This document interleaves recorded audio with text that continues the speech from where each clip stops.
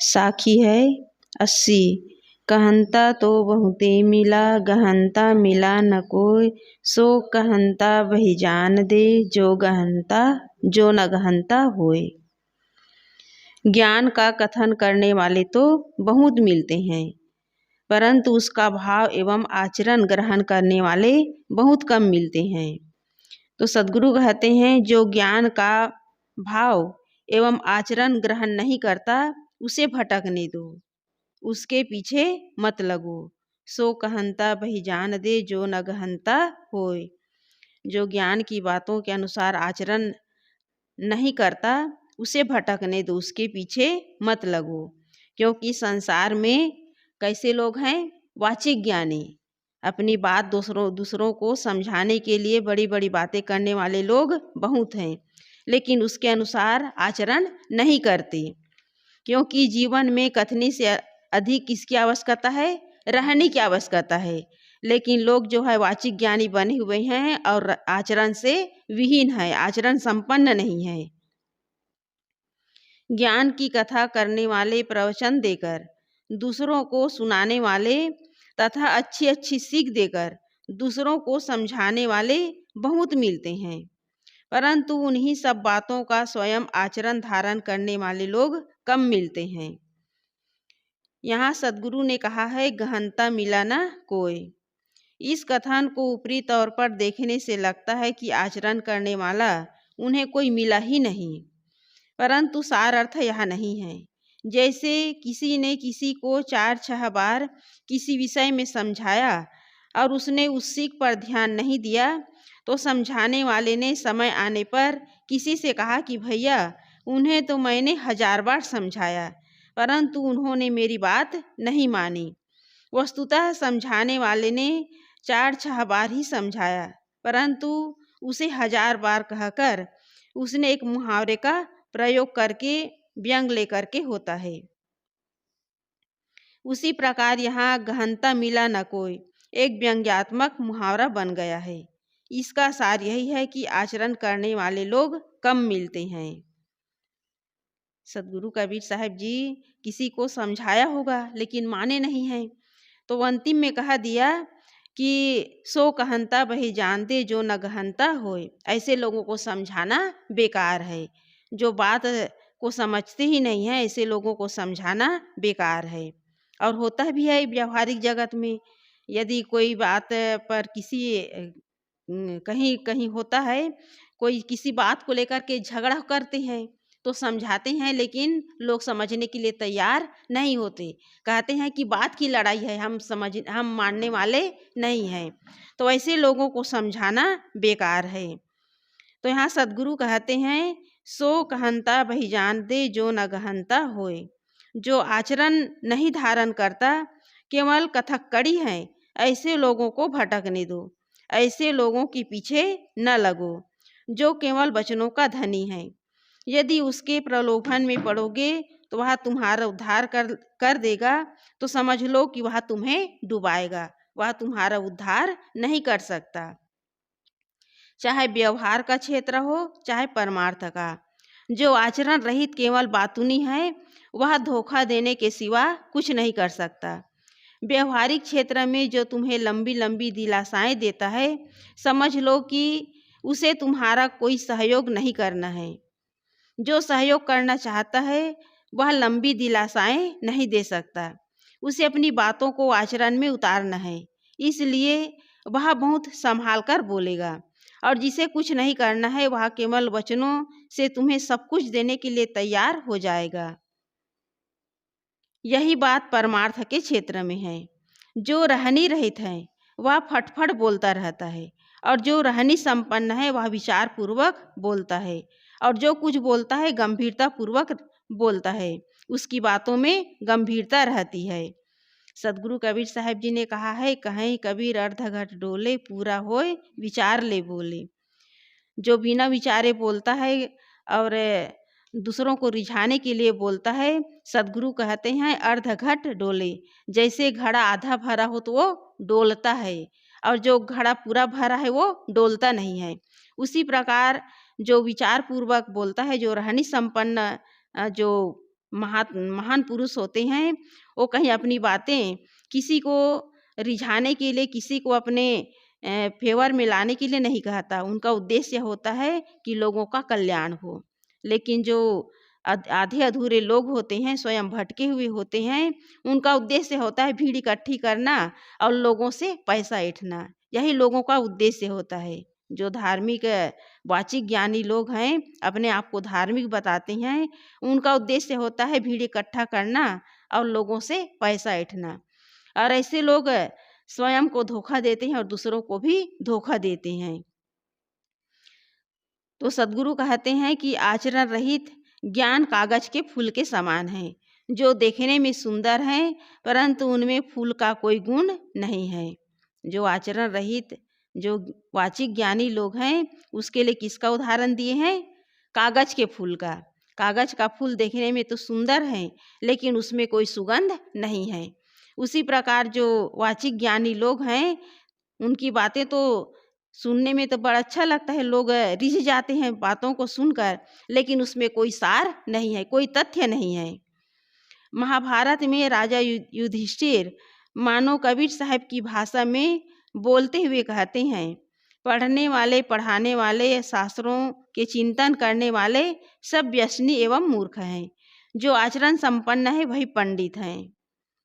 पाठकः पाठकश्चवे चान्ये शास्त्र विचिन्तिकः सर्वे व्यसनिनो मूर्खः या क्रियावान स पंडितः। पंडित वही है जो आचरण संपन्न है, पढ़ने वाले, पढ़ाने वाले, शास्त्रों के चिंतन करने वाले। इसको क्या कहा गया है? व्यसनी और मूर्ख। जो आचरण संपन्न है, जो सत्य पर विवेक करता है और सत्य को ग्रहण करता है, वही पंडित है। तो इसलिए सद्गुरु कबीर साहब जी साखी में कहे हैं कि कथनी के से अधिक किसकी आवश्यकता है? रहने की आवश्यकता है। लेकिन लोग जो है केवल कहने को पर ही जोर देते हैं, अपनी बातों को लोगों के सामने बड़े सुंदर ढंग से रखते हैं ताकि लोग जो है उसकी बातों को समझ जाए। लेकिन उसके जीवन में वो सब बातें उसके जीवन में वो सब बातें जो है उसके जीवन में स्वयं उतार नहीं पाते। इसलिए बोलने से पहले विचार करके बोलना चाहिए। लेकिन लोग जो है बोलने पर ही जोर देते हैं कि लोग हमारी बातों को सुने, हमारी बातों से लोग प्रभावित हों। लेकिन प्रभाव तभी होगा जब हमारे जीवन में उतरेगा, उसके अनुसार हमारा जीवन होगा। गुरुदेव सद्गुरु अभिलाष साहब जी पहले अपने जीवन में प्रैक्टिकल करते थे, तब वो बात लोगों के सामने रखते थे। इसी कारण गुरुदेव जी अपने जीवन काल में ही लोगों के लिए वो पूज्य हो गए थे। लोग उसके दर्शन के लिए तरसते थे, उसके दर्शन के लिए लोगों की भीड़ इकट्ठी होती थी। लेकिन आज लोगों का विचार कैसा है? केवल लोग जो है सुनने के लिए जाते हैं, लोगों के बातों को सुनने के लिए जाते हैं और सुन करके केवल अंधविश्वास और आडंबर में उलझ जाते हैं। उनकी बातों में कोई सार और तथ्य नहीं रहता। इसलिए सद्गुरु कहते हैं कि ऐसे लोगों की जो बड़ी बड़ी बातें हैं, शास्त्रों धर्म ग्रंथों की जो बड़ी बड़ी बातें हैं, लोग जो है धार्मिक कहलाते हैं और लोगों को रिझाते हैं, उनकी बातों में कोई सार और तथ्य नहीं है। ऐसे लोग केवल भटके हुए हैं और दूसरों को भटका रहे हैं। अगली साखी है, एक एक निर्वार्ये जो निर्वारी जाए, दोय मुख का बोलना घना तमाचा खाए। सत्संग में एक एक बात का निर्णय करो, जिसका निर्णय हो जाए उसका यथा योग्य ग्रहण या त्याग करो। जो दो मुखी बातें करता है वह कठोर चपत खाता है, घना तमाचा खाए। जो दो मुखी बातें करता है, सद्गुरु कहते हैं कि वह कठोर चपत खाता है। कुछ लोग ऐसे होते हैं जो सत्संग में इसलिए पहुंचते हैं कि हम संत मंडली के मुख्य संत को हरा दें और समाज में अपना वर्चस्व कायम कर दें।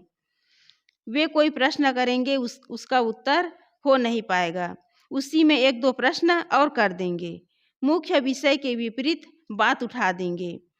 वे कुछ दाहिने चलेंगे तो कुछ बाएं। कबीर साहब को भी ऐसे लोग अनेक बार मिले होंगे। मानो उन्होंने किसी ऐसे ही दो मुँहे आदमी को लक्ष्य लेकर उक्त साखी कही हो। कोई ऐसा व्यक्ति आया हो जो केवल अपने विजय के चक्कर में पड़कर प्रश्न पर प्रश्न और विरोधी प्रश्न करता गया हो। तो मानो सद्गुरु ने कहा हो कि देखो भाई, एक एक बात को सुलझाओ, दो मुही बातें मत करो, दो मुही बातें करोगे तो चांटे खाओगे। तो कबीर साहब जी किसी को चांटे मारते थे ऐसी बात नहीं। सद्गुरु कबीर साहब जी अपनी बात जो है लोगों के सामने रखते थे।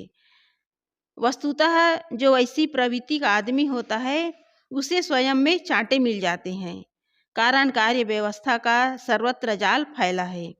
जो व्यक्ति अपना मन इतना चंचल और खराब रखेगा कि संतों के पास जाकर उनसे विनम्रता, निश्चलता एवं सेवा पूर्वक कुछ प्राप्त करने की जगह पर उनको हराने के चक्कर में रहेगा, उनका व्यक्तित्व अपने आप गिर जाएगा। और ऐसा होता ही है। कितने लोग अपने आप को बड़ा विद्वान और बड़ा ज्ञानी समझ करके सामने वाले को हे दृष्टि से देखते हैं, कहते हैं कि इसके पास ज्ञान नहीं, मेरा ज्ञान ऊंचा है, मेरा ज्ञान सर्वोच्च है। और ऐसी जो अहंकार अपने अंदर पाल करके रखता है, सद्गुरु कहते हैं कि वो व्यक्ति अपने आप में स्वयं गिर जाता है, अपना आत्मिक पतन करता है। इसलिए सद्गुरु कबीर साहब जी ने कहा है कि सुनिए सबकी, निबेरिए अपनी, सबकी सुनो, लेकिन उस पर निर्णय करो। ये नहीं कि सामने वाला व्यक्ति ही सही है, सामने वाला व्यक्ति जो बता रहा है वही सही है। सद्गुरु ये भी कहे हैं कि मेरी बातों पर भी निर्णय करो। मेरी बात, मैं जो अपनी बात लोगों को बता रहा हूँ, ये नहीं है कि वो सबके लिए हित करो, उस पर भी निर्णय करो, उस पर भी कसौटी पर कसो, तब उस पर उसे जीवन में उतारो। तो यहाँ सद्गुरु यही बताना चाहते हैं कि लोग जो है, जो यथार्थ बात है, सार बात है, उसे सही ढंग से नहीं बताते, केवल उस पर विवाद करते हैं। और इस तरह कितने लोगों का जीवन विवादों से ही घिरा रहता है।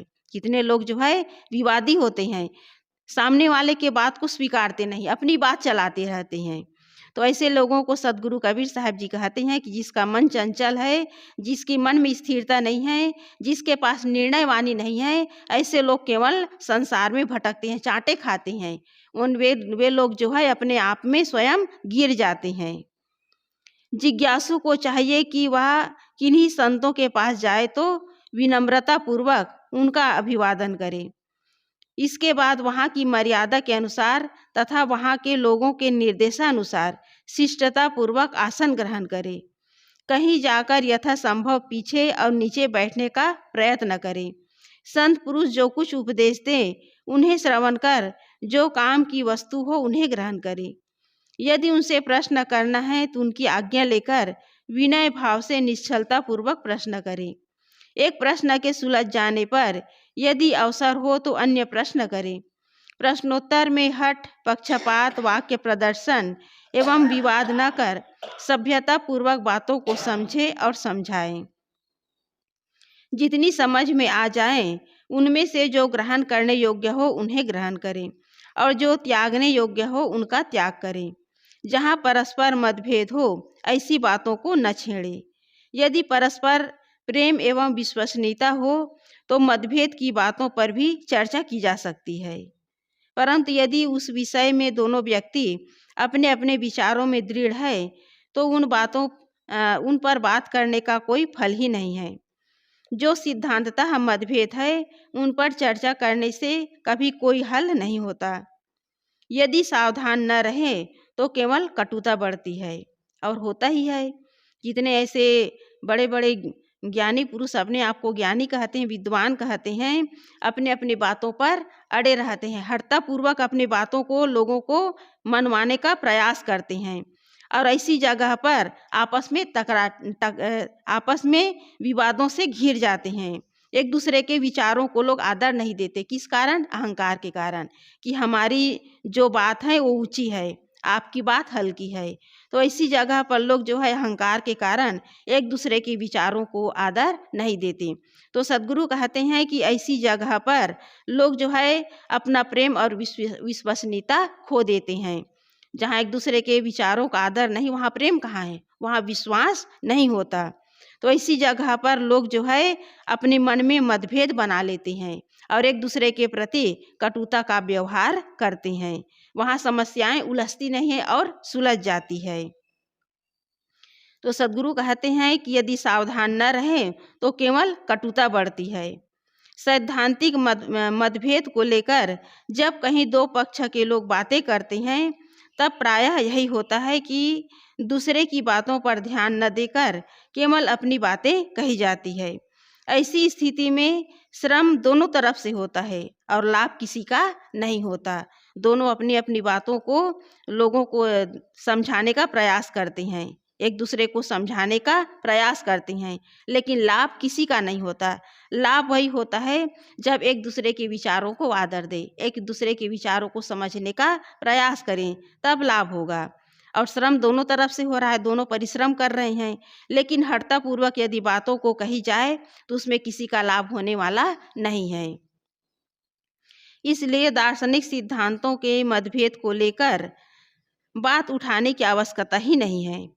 यह तो जब एक गुरु स्थानीय हो और दूसरा जिज्ञासु हो, तब दार्शनिक बातों को समझने समझाने की बात उठती है। दो परिपक्व विचार वाले लोगों को इस दिशा में मौन रहना ही परस्पर मैत्री के बने रहने का कारण हो सकता है। दो व्यक्तियों के मिलन का फल होना चाहिए कि दोनों को कुछ सत्प्रेरणा दे सके। यदि वे परस्पर सत्प्रेरणा न ले सके तो मिलना निरर्थक ही नहीं, अनर्थक हो जाता है। यदि दो ज्ञानी आपस में मिल करके एक दूसरे के विचारों को आदर न दे, एक दूसरे से सत्प्रेरणा न ले, तो मिलना और एक दूसरे के विचारों को आदान प्रदान करना निरर्थक हो जाता है। इसलिए मुख्य बात है कि ज्ञानियों के अंदर अहंकार नहीं होता। जो ज्ञानी पुरुष होते हैं उसके अंदर अहंकार नहीं होता। अहंकार किसके अंदर होता है? विद्वान, अपने आप को विद्वान, अपने आप को जो श्रेष्ठ समझता है, उसके अंदर अहंकार होता है। और अहंकारी व्यक्ति किसी को सम्मान नहीं दे सकता, किसी के विचारों को वो समझ ही नहीं सकता, ग्रहण नहीं कर सकता, केवल अपने ही बातों को चलाएगा। और ऐसे व्यक्ति जो है दूसरों से कभी विनम्रता का और उदारता का व्यवहार नहीं कर सकता। इसलिए सद्गुरु कहते हैं कि गुरुजनों से हमें कैसे वार्ता करना चाहिए? विनम्रता पूर्वक। जितना हम विनम्रता पूर्वक और सेवा भाव पूर्वक हम संत गुरुजनों का आदर करेंगे, उनका सत्कार करेंगे, उनकी बातों को ध्यान से सुनेंगे, उतना ही कल्याण है। और यदि हठतापूर्वक हम व्यवहार करते हैं, गुरुजनों के पास जा कर के उनके उपदेश, उनके ज्ञान की वाणी है, उसको हम ग्रहण नहीं करते और अपनी बातों की यदि हम चला रहे हैं, तो इसमें किसी का लाभ होने वाला नहीं है। इसलिए सद्गुरु कहते हैं कि जो लोग जो है विवाद बढ़ाते हैं, विवादों से घिरे रहते हैं, उनके पीछे केवल एक ही उद्देश्य है कि अपनी बातों को मनवाना चाहते हैं, कि हमारे जो मत पंथ में जो बातें बताई जाती है वो कल्याणकारी हैं, और अन्य जो मत पंथ हैं उसमें कोई कल्याण का कोई रास्ता ही नहीं है। तो ऐसी हठतापूर्वक बातें लोग जो अपने मन में बना करके रखते हैं, उसमें न स्वयं का कल्याण है न दूसरों का कल्याण है। इसलिए जो ज्ञान की बातें हैं उन्हें विनम्रता पूर्वक सुनना और समझना, और समझ करके जितने भी मतपंथ संप्रदाय हैं, पूज्य हैं, उनका आदर करना। ये है अपने आप में विनम्रता पूर्वक गुरुओं को आदर देना। तो जो व्यक्ति समझने के लिए तैयार ही नहीं है, दूसरों को आदर देने के लिए तैयार नहीं है, ऐसी सद्गुरु कबीर साहब जी कहते हैं कि ऐसे लोगों को छोड़ देना चाहिए, ऐसे हठतापूर्ण विचारों को छोड़ देना चाहिए। इसमें किसी का कल्याण होने वाला नहीं है। इसलिए सद्गुरु कबीर साहब जी कहते हैं कि जहाँ दो व्यक्ति आपस में मिलकर एक दूसरे के विचारों को आदर दे, एक दूसरे के विचारों को समझे, तो वहाँ कुछ लाभ होता है। और जहाँ एक दूसरे के प्रति कटुतापूर्ण व्यवहार है, एक दूसरे के प्रति विचारों को आदर न दे, तो वहाँ किसी का लाभ होने वाला नहीं है। लाभ वही है जहाँ हम सारे अहंकार को छोड़कर विनम्रता पूर्वक हम व्यवहार करें, विनम्रता पूर्वक दूसरों को हम आदर दें, तब जो है ज्ञान की बातें हमारे अंदर प्रवेश कर सकती हैं। तो सद्गुरु कहते हैं, दो मुख का बोलना घना तमाचा खाए। जो दो मुखी बातें करता है उसे अंतिम में अपने आप में गिरना पड़ता है, उसे बाहर से कुछ लाभ होता नहीं है। इसलिए दो मुखी बातें ना करें। कैसी बातें करें? एक चित्ता बात करें। कितने लोग होते हैं ऊपर से राम राम कह रहे हैं और अंदर से अपने अंदर कपट कतरनी रखते हैं। तो ऐसी बातों से किसी का लाभ होने वाला नहीं है। बात हम जो बोल रहे हैं वो हमारे जीवन में उतरना चाहिए, उसके अनुसार हमारा आचरण होना चाहिए। हम लोगों को बड़ी-बड़ी बातें बता रहे हैं, लेकिन हमारे अंदर गुरुओं के प्रति, संत गुरुजनों के प्रति आदर सत्कार की भावना नहीं, अंदर कपट कतरनी है गुरु के प्रति, तो कोई लाभ होने वाला नहीं है। इसलिए मुख्य बात है कि हम गुरुजनों का आदर करें और धर्म ग्रंथों में जो कल्याणकारी बातें हैं उसे हम अपने जीवन में ग्रहण करें, और जो कल्याणकारी बातें नहीं हैं, जो रोचक और भयानक बातें हैं, उसे हम कभी अपने अंदर ग्रहण करने का प्रयास न करें। तब जो है जीवन कल्याण की ओर बढ़ सकता है। नहीं तो केवल हम सुन रहे हैं और सुनकर के उसे हम कान से निकाल रहे हैं, हमारे जीवन में अंदर प्रवेश नहीं कर पा रहा है। अंदर प्रवेश क्यों नहीं होता? क्योंकि हमारे अंदर अहंकार भरा हुआ है, हमारे मन में औरों के प्रति आदर सत्कार की भावना नहीं है। इसलिए इस मुख्य बात है कि जो ज्ञान की बातें हैं, जो कल्याण की बातें हैं, उसे हम ध्यान दें, उसे हम अपने अंदर उतारने का प्रयास करें। तब जो है हमारा सुनना और सुनाना सार्थक होगा। नहीं तो लोग जो है केवल सुनते हैं और सुनाते हैं और जीवन में कल्याण से दूर हो जाती हैं। तो सद्गुरु कबीर साहब जी इस साखी के माध्यम से यही बताते हैं कि गुरुजनों से वार्ता कैसे करें, जो हमारे कल्याण में सहायक हैं, उन गुरुजनों से हम वार्ता कैसे करें। कैसे वार्ता करें? विनम्रता पूर्वक। उनके सामने यदि हम विनम्रता पूर्वक, निश्चलता पूर्वक यदि व्यवहार नहीं करेंगे तो हमारा कल्याण होने वाला नहीं है। बोलिए सद्गुरुदेव की जय।